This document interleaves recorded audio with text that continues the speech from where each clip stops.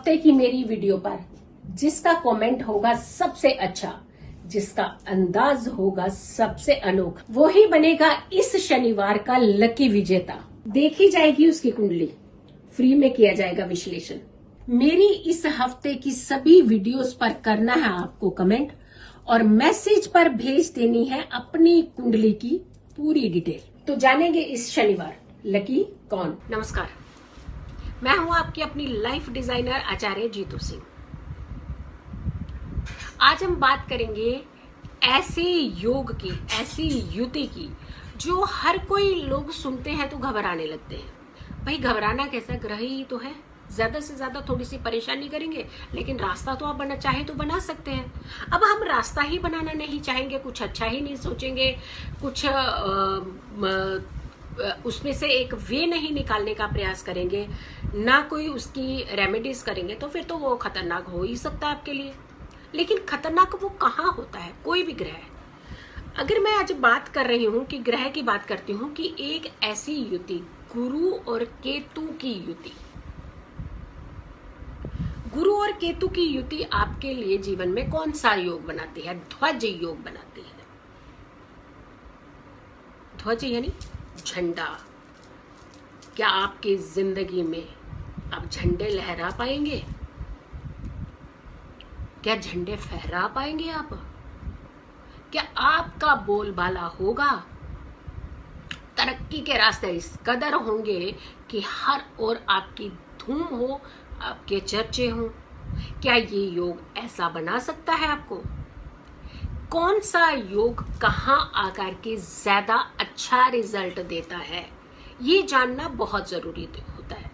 केतु से डर जाते हैं आप बहुत जल्दी, और तो और राहु से बहुत लोग डरते हैं, मंगल से डरने लगता है, शनि से। भाई डर मत रखिए, उसको समझिए, उस प्लेनेट की एक भाषा को समझिए, उसकी नेचर को समझिए, और उसके बाद थोड़ा सा अगर हम धैर्य रख करके कुछ चीजें अच्छी करते हैं तो यही योग हमें बहुत अच्छे फायदे देने लगते हैं।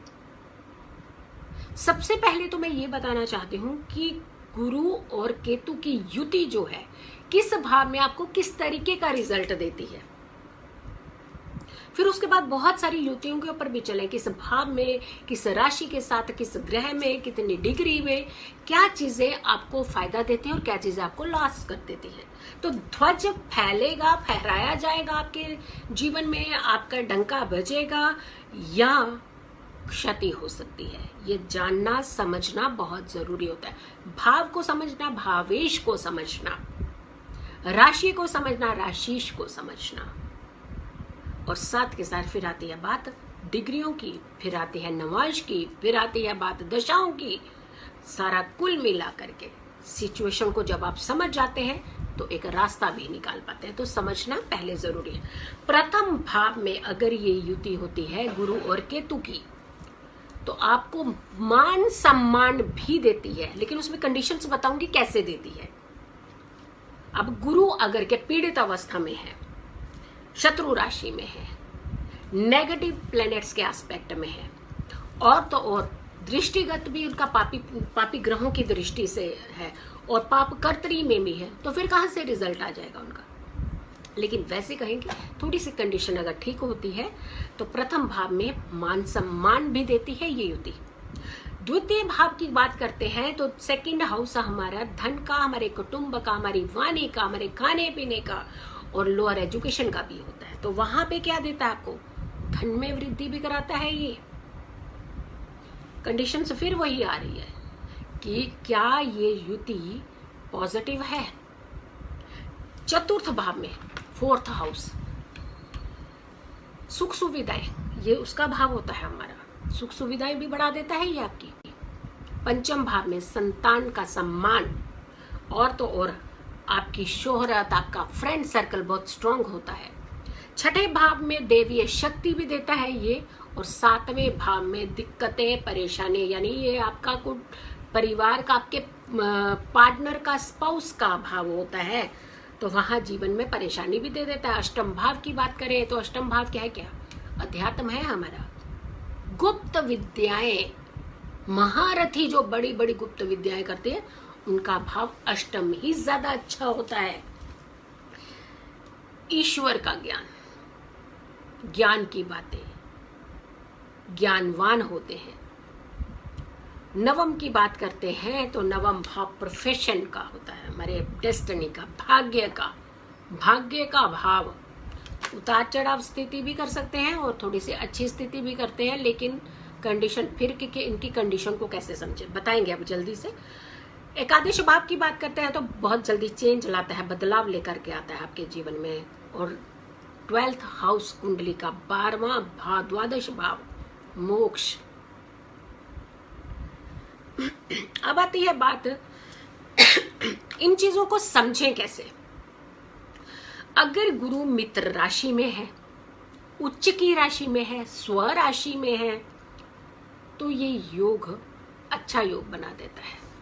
ये ध्वज योग आपके जीवन में अच्छा योग लेकर के आता है। मैंने बताया ना कि इस भाव में आपको कैसा रिजल्ट देता है, वो तो आपने समझ लिया, लेकिन आप समझिए कि वो किस कंडीशन में आकर के ऐसा योग बनाता है। मान सम्मान आपको देता है, यश देता है, आपकी जिंदगी में बहुत सारे रास्ते खोलता है, आपके लिए नए अवसर लेकर के आता है। तो कहां हुआ गलती है? तो इसलिए मैं कहती हूँ कि डरे नहीं, डरने से पहले ना आप उन चीजों को समझना शुरू कीजिएगा। अब आती है कि युतियों की बात करते हैं। जब हम कारक भी देखा जाता है, जिस भाव का कारक सपोर्ट कर रहा हो गुरु को, तो गुरु को तो वैसे ही स्ट्रेंथ मिल गई, केतु की वहां नहीं चल पाएगी क्योंकि शैडो प्लेनेट है, गुरु की ज्यादा चलेगी। तो गुरु अगर पॉजिटिव है, बहुत पॉजिटिव इंपैक्ट है, पाप कर्त्री में नहीं है, पाप से युक्त नहीं ग्रहों के साथ है, और राशि का जो स्वामी है वो भी बहुत अच्छा है, राशि भी बहुत अच्छी है, मित्र राशि है, तो कहाँ आपको तकलीफ देगा। फिर आती है बात कि डिग्री आप देखते हैं, डिग्री का बहुत बड़ा महत्व होता है जब भी ऐसे योग, ऐसे दोष या कहें बनते हैं। तो ये योग है, ये दोष नहीं है, वैसे भी ध्वज योग है। ये बात आती है कि आपकी अगर डिग्री, कहा जाता है कि अगर इनकी डिग्री 10 डिग्री के नीचे नीचे आपस में युक्त हो रहे हैं तो इसका नेगेटिव इम्पैक्ट आ जाता है। लेकिन अगर डिग्री इनकी आपस में बहुत दूरी बना करके बैठे, 15 डिग्री से ऊपर की दूरी है इनकी, तो फिर इनका इतना इम्पैक्ट नेगेटिव नहीं पड़ता। और अगर आपको लगता है कि आपकी इन चीजों की क्षति हो रही है या आपको समझ में नहीं आ रहा, तो डेफिनेटली आप कुंडली विश्लेषण जरूर कराएं, क्योंकि इसीलिए तो एक्सपर्ट्स की अपनी एक वैल्यू होती है। एक्सपर्ट्स ही आपको एक सही दिशा, सही दशा बता सकते हैं। योग बहुत सारी कुंडलियों के अंदर बहुत अच्छे होते हैं, लेकिन जब उन्हें पता ही नहीं होता कि इससे फायदा कैसे ले जा सकते हैं। अब मान लीजिए कि गुरु चंडाल योग या फिर गुरु केतु की युति ध्वज योग, अगर आपको कोई लॉस करा रहा है तो उसको कैसे सही ट्रैक पर लेकर के आए, कौन सी ऐसी मेडिसिन खाएं जिससे आपका ये ट्रैक जो है वो चेंज होकर के पॉजिटिव में बदल जाए। अब अगर आपको लगता है कि इस तरीके की प्रॉब्लम आपके पास आ रही है, नहीं उनका भरपूर आपको फायदा मिल रहा, अच्छा योग का फायदा नहीं मिल रहा, तो सबसे पहले मैं आपको ये बताऊंगी कि इनकी कुछ रेमेडीज होती है, वो जरूर करनी चाहिए। डरना नहीं चाहिए, रेमेडीज करनी चाहिए। एक तो पॉजिटिव रहना चाहिए, सकारात्मक विचार ही ऐसे लोगों को कोशिश करने का चाहिए कि अपने जीवन में सकारात्मक ही वो विचार लेकर के आए। नेगेटिव इम्पैक्ट हमेशा याद रखिएगा, गुरु और केतु का जब युद्ध हो जाए और नेगेटिव प्रभाव हो इन ग्रहों का खास करके, तो चरित्रवान नहीं चरित्रहीन हो जाता है इंसान। लांछन लगते हैं वो एक अलग, लेकिन चरित्रहीन भी होता है ऐसा व्यक्ति फिर।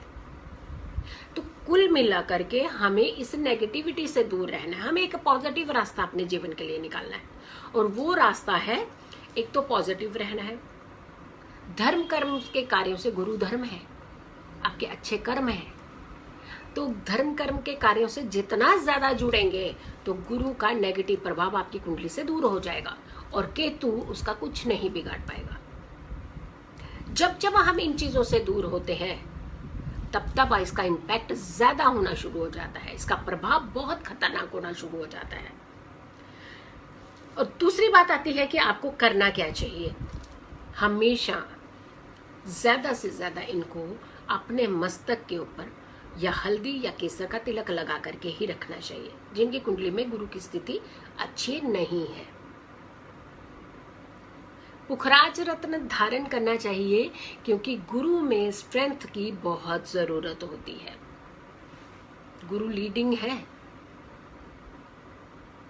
तो ऐसे में आपको पुखराज की बहुत जरूरत होती है, लेकिन कुंडली विश्लेषण करने के बाद ही पहनिएगा। पूरी विधि विधान के साथ पहनना चाहिए।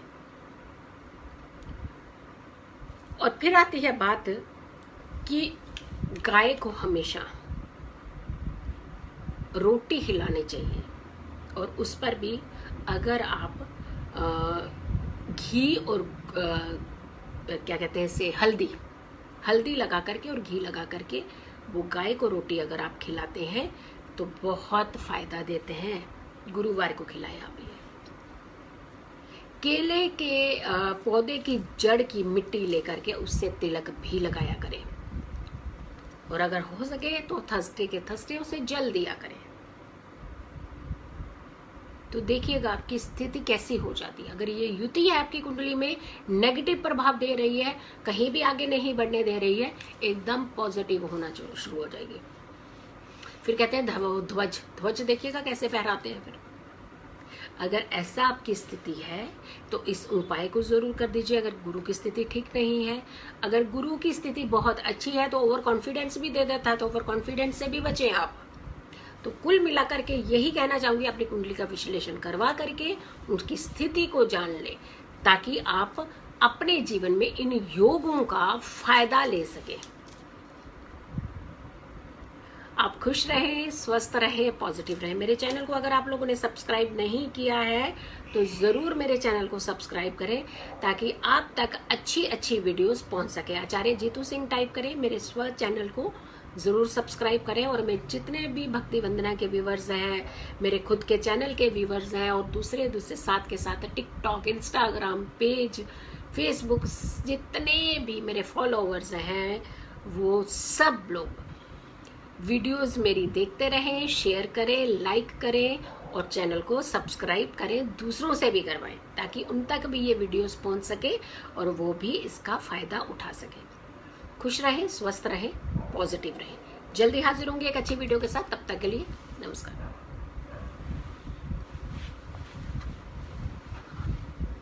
पूरे हफ्ते की मेरी वीडियो पर जिसका कमेंट होगा सबसे अच्छा, जिसका अंदाज होगा सबसे अनोखा, वो ही बनेगा इस शनिवार का लकी विजेता।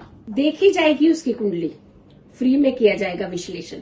मेरी इस हफ्ते की सभी वीडियोस पर करना है आपको कमेंट, और मैसेज पर भेज देनी है अपनी कुंडली की पूरी डिटेल। तो जानेंगे इस शनिवार लकी कौन।